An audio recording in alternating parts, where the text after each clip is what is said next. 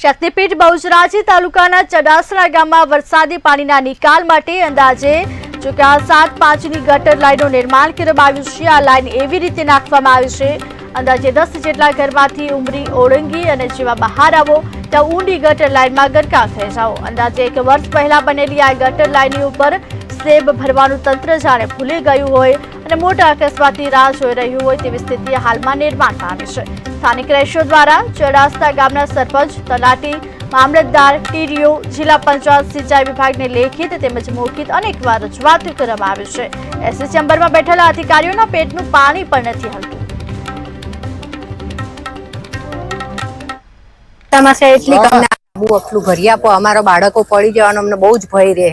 જીવ જંતુ બહુ જ છે અંદર અને કદાચ બાળકને કઈ આના થાય તો અમે શું કરીએ?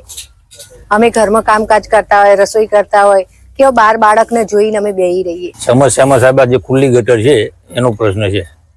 એમાં નાના બાળકોને પડી જવાનો ભય છે, વૃદ્ધ માણસોને અવર જવરમાં તકલીફ, પાણીનો કોઈ નિકાલ થતો નથી, પ્લસ પીવાના પાણી અને ગટરના પાણી મિક્સ થાય। રજૂઆત ટીડીઓ, ડીડીઓ, મામલતદાર ઓફિસ, જિલ્લા પંચાયત, સિંચાઈ વિભાગ, દરેક જગ્યાએ ચડાસણા ગ્રામ પંચાયત કહેવાની સમસ્યા એટલી કમને આ ધાબુ આટલું ભરી આપો, અમારા બાળકો પડી જવાનો અમને બહુ